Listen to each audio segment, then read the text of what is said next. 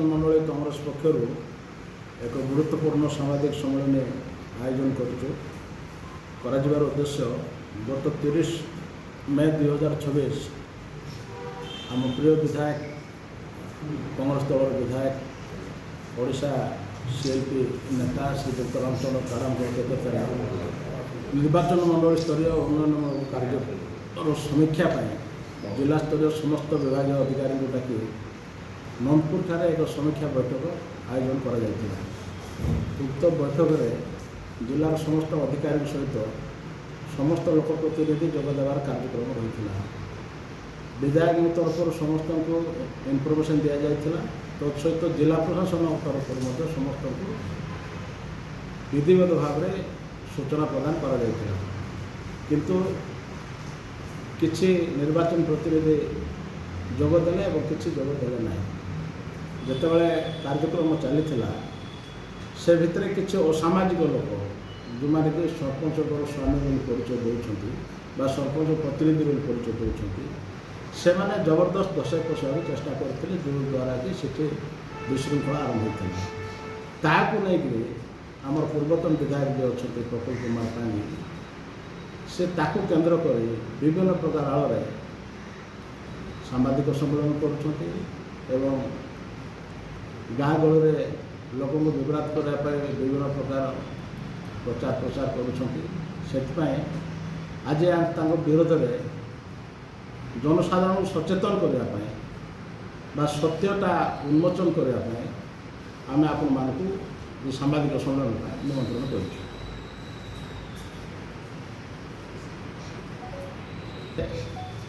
वर्तमान विधायक है से जो कहते जे उन्नयनमूलक काम होना किंतु आप देखिए गत थर विधायक 2009 ରୁ 2014 एवं आज विधायक 2024 ରୁ आज 26 पर्यंत आंक अमल जी कम होमर आप ब्रिज कथा देखु रास्ता घाट कथा देखु वर्तमान शिक्षानुष्ठान मानक देखु गत थर से जितेबाला एमएलए थे से आमर राजीव गांधी हाईस्कल होता आप सुबाई शहीद लक्ष्मणनायक हाईस्कल होता सेमुड़ा आरके हाईस्कल होता दामोदर आलमिना हाईस्कल होता एमती गुड़ाए अनुष्ठान समय होता किंतु पूर्वतन विधायक समय गोटे अनुष्ठान हो नाला आपण मानकर मन थो आपण मैंने भी जानी गोटे अनुष्ठान कर से एलिगेशन आणुंट जे मॉडल डिग्री कॉलेज भंगागला किंतु आज पर्यंत कहीं करा 2018 मसीह अनुमोदन करा से समय मैंने कम करने तत्पर है 2019 जो निर्वाचन सरला एम तो से जानी रास्ता देख भारतमाला जीव बिल्डिंगटा भंगा हम तो कौ उद्देश्य से टेंडर करने मैंने प्रश्रय दे से नाला कराला भांगी भी गला जिला प्रशासन जगह 4 नंबर पाखे मुझे विधान से जाइए शिक्षा विभाग को सेक्रेटेरिएट आम जोगाजोग करूँ बर्तमान विधायक कलेक्टर सहित कथबार्ता होती आज से टेंडर प्रोसेस अच्छी अल्प दिन भर से काम आरंभ हो सहित ये जो कहते कि कम होना एवं डीएमएफ पैसा को जो उपभोग कर मन इच्छा कार्य कर डीएमएफ पैसा जहाँ भी आसी आम निर्वाचन मंडल में आंक समय से लिमिट थिला जे एफेक्टेड एरिया को ही पैसा दूसरे अनएफेक्टेड एरिया पैसा डीएमएफ दौन किंतु वर्तमान सब पंचायत एफेक्टेड मैं सुपारिश कर सर्वे डीएमएफ तरफ जे 5 to 10 10 to 25 जितकी एरिया कवर होची सब एरिया को डीएमएफ पैसा दिखाई एवं डीएमएफ कार्य कौ भाया हम जो गाँव काम दिखाई से गाँव लोग कर हुए तो से कांग्रेस लोक हो कि बीजेडी लोक हो कि बीजेपी लोक हो कौन से लोक हो से गाँव लोग से गाँव काम करेंगे आम कांग्रेस लोक जो 10 वर्ष 20 वर्ष बिना एमएलए बिना सरकार रही गोटे दिन आम दाड़ को जाए कम मांगापी आपण मैंने जानी आम स्वाभिमान सहित बचुलु किंतु ये 2 वर्ष भर एमती कौन होगा जे ना कर्मी सही पार्टी ना नेता सही पार्टी सुपारिश तो अमल होता मुझे तो बर्तमान आने ना केत आप पठेबी से जो पुला पुला सुपारिश कर प्रकृत समय आज मो पाखे अच्छे से कागज कर्मी मान जो सुपारिश देते ब्लॉक चेयरमैन सुपारिश कर ସେ କାଗଜ ମଧ୍ୟ ମୋ ପାଖରେ ଅଛି। ଦରକାର ପଡ଼ିବ ଆପଣମାନଙ୍କୁ ସେଇଟା ମଧ୍ୟ ଆମେ ଦେଇପାରିବୁ। ତେଣୁ ଯେ ବିଧାୟକ ହେବ, ଯାହାର ସରକାର ରହିବ, ଅବଭିୟସଲି ସ୍ୱାଭାବିକ ଭାବରେ ସେ ଦଳର କର୍ମୀ ନିଶ୍ଚିତ ଭାବରେ ଅଗ୍ରାଧିକାର ପାଇବେ। କାହିଁକି ଦ୍ୱିମତ ହେବାର କିଛି ନାହିଁ। କିନ୍ତୁ ଏବେ 2 ବର୍ଷ ଭିତରେ ଆଗେ କ'ଣ ଏମିତି ହେଇଗଲା ଯେ ଆମେ 20 ବର୍ଷ ସମ୍ଭାଳିଲୁ, 24 ବର୍ଷ ସମ୍ଭାଳିଲୁ, ଏ 2 ବର୍ଷ ଭିତରେ ଆମର ଅଟା ଭାଙ୍ଗିଗଲା, ସହ୍ୟ କରିପାରୁନାହାନ୍ତି। ଔଷଧ ବିକଳରେ ତାଟିଆ କାମୁଡ଼ିଲା ଭଳିଆ ଏମିତି ପୁରା ଗୋଟେ ମାନସିକ ସ୍ତର ବୋଧେ ତାଙ୍କର କମିଗଲାଣି। ସେ ମାନସିକ ଭାରସାମ୍ୟ ହରାଇ ସାରିଲେଣି। ତାଙ୍କୁ ବୋଧେ ଟ୍ରିଟମେଣ୍ଟ କରିବାକୁ ପଡ଼ିବ, ଲାଞ୍ଚ ଫାଞ୍ଚ ନେବାକୁ ପଡ଼ିବ। କାହିଁ ଅନ୍ୟ ବିଧାୟକମାନେ ତ ସେମିତି କିଛି କରୁନାହାନ୍ତି। ଆପଣମାନଙ୍କର ମନେ ଥିବ ପଟାଙ୍ଗୀ ନିର୍ବାଚନ ମଣ୍ଡଳୀ ଆରମ୍ଭ ହେଲା ଦିନଠାରୁ ଆପଣମାନେ ତ ଆମର ବୟୋଜ୍ୟେଷ୍ଠ ବୁଦ୍ଧିମାନ, ଆପଣମାନେ ନିଶ୍ଚିତ ଭାବରେ ଜାଣିଥିବେ ଯେତେ ବି ବିଧାୟକ ଗଲେ ଆମେ ଜାଣିବାରେ ସ୍ୱର୍ଗତ ଚନ୍ଦ୍ରମା ସାନ୍ତା, ଜୟରାମ ପାଙ୍ଗି, ପ୍ରଫୁଲ୍ଲ ପାଙ୍ଗି, ରାମଚନ୍ଦ୍ର କାଣାମ, ପ୍ରୀତମ ପାଙ୍ଗି, ଆଙ୍କ ଭିତରେ ସର୍ବାଧିକ କୋଶ୍ଚିନ୍ ଆମ ଅଞ୍ଚଳର ଉନ୍ନତି ପାଇଁ ବିଧାନସଭାରେ ରାମଚନ୍ଦ୍ର କାଣାମ ହିଁ କରିଥିବେ। ଆପଣମାନେ ନିଶ୍ଚିତ ଭାବରେ ଆକୁ ହୃଦୟଙ୍ଗମ କରିବେ ଏବଂ ଦେଖୁଥିବେ ଆପଣମାନେ। କିନ୍ତୁ ଏ ଯେଉଁ ବିଧାୟକମାନେ ଥିଲେ ଆଙ୍କ ଅମଳରେ ଏମାନେ କ'ଣ କରିଛନ୍ତି?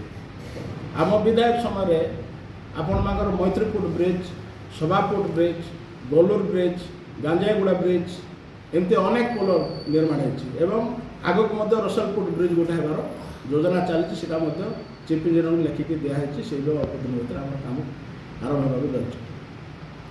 ଶିକ୍ଷା କ୍ଷେତ୍ରରେ ଦେଖିବେ ଏବେ ସେ ନିଜେ ଗୋଟେ କଲେଜ ମଧ୍ୟ କରିବାକୁ ଯାଉଛନ୍ତି। ଯେହେତୁ ସାମଲିଗୁଡ଼ାରେ ଡିଗ୍ରୀ କଲେଜ ନାହିଁ, ଇଏ ଯେଉଁ କଲେଜ ଅଛି ଏଇଟା ଅର୍ବାନ୍କୁ ପଳାଉଛି, ଆମ କନଷ୍ଟିଟ୍ୟୁନ୍ସିରେ ନାହିଁ, ସେମଲୁଡ଼ା ପାଇଁ ନାହିଁ। ପଟାଙ୍ଗୀରେ ଅଛି +3 କଲେଜ ଏବଂ ନନ୍ଦପୁରରେ ଅଛି, କିନ୍ତୁ ସେମଲୁଡ଼ାରେ ନାହିଁ। ସେଥିପାଇଁ ଗୋଟେ କଲେଜ କରାର ଶିକ୍ଷାର ବିକାଶ କରିବା ପାଇଁ, ଶିକ୍ଷା ଅନୁଷ୍ଠାନ ଗଢ଼ିବା ପାଇଁ କ'ଣ ମନା ଅଛି? ତାଙ୍କ ଜୀବନକାଳ ଭିତରେ ତ ସେ କଲେ ନାହିଁ। ଏବେ ଗୋଟେ ଅନୁଷ୍ଠାନ ହେଉଛି, ତାଙ୍କର ଏତେ ଛୋଟ ମନୋବୃତ୍ତି କ'ଣ ପାଇଁ ଅଛି? ତା'ମାନେ ସେ ଶିକ୍ଷାକୁ ବିରୋଧ କରୁଛନ୍ତି ବୋଧେ। ସରକାର ଜାଗା ଦେଇଛନ୍ତି, ତାର କାଗଜପତ୍ର କରାହେଇଛି, କଲେକ୍ଟର ଦେଇଛନ୍ତି, ତହସିଲଦାର ଦେଇଛନ୍ତି, ସମସ୍ତଙ୍କୁ ପରମିଶନରେ କ'ଣ ଜବରଦସ୍ତ କରାହେବ? ସେ କହୁଛନ୍ତି ଯେ ନାଇଁ ଆମେ CLP ଲିଡର ବୋଲି ସମସ୍ତଙ୍କୁ ଧମକାଉଛନ୍ତି। CLP ଲିଡର କ'ଣ ସେ ହେଇନାହାନ୍ତି କି? ତାଙ୍କ ପାର୍ଟି ତରଫରୁ କ'ଣ ମାନ୍ୟତା ମିଳିନାହିଁ କି?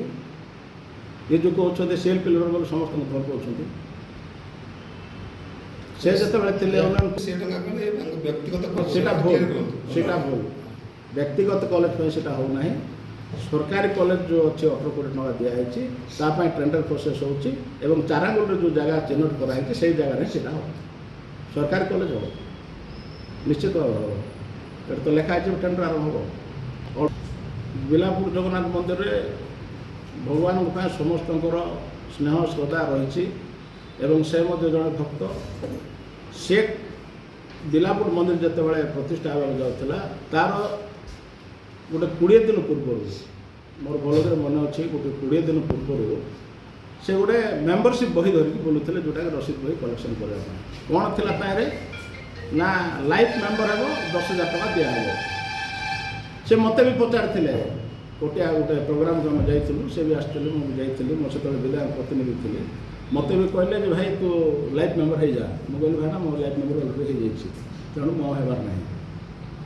ତେଣୁ ଲୋକେ କହୁଛନ୍ତି ସେ ବହି ନେଇକି ଗଲେ, ଲାଇଫ୍ ମେମ୍ବର 10,000 ଲାଖ କଲେକ୍ସନ୍ କରିଛନ୍ତି, ତାହିଁରେ କେତେ କଲେକ୍ସନ୍ ହେଇଛି, ସେ କେତେ ଡିପୋଜିଟ୍ କରୁଛନ୍ତି ନା ଟୋଟାଲି କଲେକ୍ସନ୍ ନାହିଁ, ସେଇଟା ଭଗବାନଙ୍କୁ ଜଣା। ଯଦି ସେ କଲେକ୍ସନ୍ କରିନାହାନ୍ତି ବହିଟା ଫେରାଇ ଦେଇଥାନ୍ତେ। ଯଦି କଲେକ୍ସନ୍ କରିଛନ୍ତି, ଏ ବହିରେ ଏତିକି ଟଙ୍କା କଲେକ୍ସନ୍ ହେଲା ସେଇଟା ବି ଦେଖାଇଥାନ୍ତେ। ଲୋକେ କହୁଛନ୍ତି, ଆଜ୍ଞା ଆମେ କହୁନୁ ସେଇଟା। ବିଲାପୁର ମନ୍ଦିର କଥା ଲୋକେ କହୁଛନ୍ତି, ଆମେ କହୁନୁ। ସେ ଯେଉଁ କହୁଛନ୍ତି ଆଜ୍ଞା DMF ଫଣ୍ଡରେ ଲାଇଟ୍ ବି ଦିଆହେଇଛି, MLA ଫଣ୍ଡରେ ମୋତେ ଲାଇଟ୍ ଦିଆହେଇଛି। DMF ଫଣ୍ଡରେ ଆମର 10 ଲକ୍ଷ ଟଙ୍କା ଲାଇଟ୍ ଦିଆହେଇଛି ଗୋଟେ ପଞ୍ଚାୟତକୁ। ବିଧାୟକ ପାଣ୍ଠିରୁ ମଧ୍ୟ 3 ଲକ୍ଷ ଟଙ୍କା ଦିଆହେଇଛି। ବିଧାୟକ ପାଣ୍ଠିରୁ ଯେଉଁଟା ଦିଆହେଇଛି ସେଠି ଆଜ୍ଞା ଲାଇଟ୍ ଅଛି, DMF ଫଣ୍ଡରୁ ଲାଗୁନାହିଁ। ଆପଣମାନେ ବି ଇନକ୍ୱାରି କରି ଦେଖିପାରିବେ। ଏଲିଗେସନ୍ କରିବା କ'ଣ ଅଛି? ସେ ଯେତେବେଳେ ବିଧାୟକ ଥିଲେ ସେ ସେତେବେଳେ ସେ ଲାଇଟ୍ ଲଗାଇଛନ୍ତି ନା ନାହିଁ? ସେ ବି ତ ଲଗାଇଛନ୍ତି ଲାଇଟ୍, ତାଙ୍କ ନାଁ ବି ତ ପଳବରେ ଲାଗିଛି। ଆମେ ତ ସେତେବେଳେ କରୁନଥିଲୁ, ଆମେ ଚାହୁଁଥିଲୁ ଯେ ବି ହଉ ଲାଗିଲା, ସେ ଲଗାଇଲା, ତାଙ୍କ ନାଁ ଲଗାନ୍ତୁ, କ'ଣ ଅସୁବିଧା ଅଛି ତାହେଲେ? ଦ୍ୱିମତ ହେବାର କିଛି ନାହିଁ। କିନ୍ତୁ ଶୋଇପାରୁନାହାନ୍ତି କାହିଁକି? ଏତେ ଅସହିଷ୍ଣୁତା କ'ଣ ପାଇଁ? ସେ ଆଉ 2600 କୋଟି ଟଙ୍କା ହେଲା ନା 2400 କୋଟି ଟଙ୍କା ହେଲା ନା 2500 କୋଟି ଟଙ୍କା ହେଲା ସେଇଟା ସେ ହିଁ ଜାଣିଥିବେ। ସେମିତି କିଛି ନଥିପତ୍ର ନାହିଁ କି MAO ସେ ହିସାବରେ ସ୍ୱାକ୍ଷର ହେଇନାହିଁ। ଯଦି MAO ହେଇଥାନ୍ତା ଏତିକି ଟଙ୍କାର ତାହେଲେ ଆମେ ଜାଣିଥାନ୍ତୁ ଯେ ସେତିକି ଟଙ୍କାର ପ୍ରୋଜେକ୍ଟ ସେଟା ହେଲା ପ୍ରଥମ କଥା। ଦ୍ୱିତୀୟ କଥା ହେଉଛି ଯେ କାଡ଼ାମଗୁଡ଼ା ତାଙ୍କର ଗାଁରେ କାହିଁକି କଲେ? ସେ କାଡ଼ାମ ଆଉ ଚାହୁଁନଥିଲେ କାଡ଼ାମଗୁଡ଼ାରେ କରିବା ପାଇଁ। ସେ ଅଞ୍ଚଳର ଲୋକ ପ୍ରସ୍ତାବ ଦେଲେ ଏବଂ ସେ ଅଞ୍ଚଳର ଲୋକ ରାଜି ହେଲେ ସର୍ବସମ୍ମତିକ୍ରମେ ସେଠି କରିବା ପାଇଁ ନିଷ୍ପତ୍ତି ଦିଆଗଲା। ତେଣୁ ସେଠି କରାହେଲା। ଅସୁବିଧା ରହିଲା କୋଉଠି? ଶୁଭ ଦିଆହେଲା ସେଦିନ କାଡ଼ାମ ବାବୁ ନଥିଲେ, ଏତେ ଜବରଦସ୍ତ ଯାଇଥିଲେ ଉଦ୍ଘାଟନ କରିବା ପାଇଁ। ଯଦି ଗଲେ ରହିଲେ ନାହିଁ ସେଠି। ଇଏ ଅଞ୍ଚଳର ବିକାଶ ଚାହୁଁନାହାନ୍ତି କି? ନା ବିକାଶ ହେଉଛି ବୋଲି ଶୋଇପାରୁନାହାନ୍ତି। ସରକାର ଦେଇଛନ୍ତି ଏଠିକୁ ତାଙ୍କୁ ଜାଗା ଦେଇଛି ଗ୍ରୀନ୍ ଫାଇଲ୍ ଜାଗା କ'ଣ କାଡ଼ାମ ବାବୁର ନା ସେ ୟାଙ୍କର ପୈତୃକ ସମ୍ପତ୍ତି ନା କ'ଣ? ସେଇଟା ତାଙ୍କୁ କରିବା ପାଇଁ ସେଇଟା ଲୋକଙ୍କୁ ଲିଜ୍ ଦିଆହେଇଥିଲା, ସେ ଲୋକମାନେ ଦେଇଛନ୍ତି ତାଙ୍କୁ, ତାହିଁରେ ତାଙ୍କର କିଛି ଲେନଦେନ ନାହିଁ। କଥା କୁହନ୍ତୁ, ମାଳି ପର୍ବତ କଥା କୁହନ୍ତୁ, ତାଙ୍କୁ ପିରିୟଡ଼ରେ ଦିଆହେଇଛି ସେଟା। ସେରୁବନ୍ଧ ହାଜିର ନାହିଁ ନା। ଏମାନେ ସେତେବେଳେ ପ୍ରୋଟେଷ୍ଟ କଲେ ନାହିଁ, ବିରୋଧ କଲେ ନାହିଁ ସେରୁବନ୍ଧର ଲୋକଙ୍କର ସୁରକ୍ଷା ପାଇଁ ବୋଲି। ଲୋକ ଚାହୁଁନାହାନ୍ତି ଢାବା ହେବ ନାହିଁ ବୋଲି। କାହିଁ ସେତେବେଳେ ତ ପାର୍ଟି ଖୋଲୁନଥିଲେ କିଏ? ପ୍ରତ୍ୟାଖ୍ୟାନ କଲେ। ସେ ଯଦି ସେତେ ଭଲ କାମ କରିଥିଲେ, 24 ବର୍ଷ ତାଙ୍କର ସରକାର ଥିଲା, ସେ ବି 5 ବର୍ଷ ବିଧାୟକ ଥିଲେ। ଗୋଟେ ଥର ତ ତାଙ୍କର ଦଳ ତାଙ୍କୁ ରିଜେକ୍ଟ କଲା, ଟିକେଟ୍ ଦେଲା ନାହିଁ। ପୁଣି ଥରେ ଟିକେଟ୍ ଦେଲା।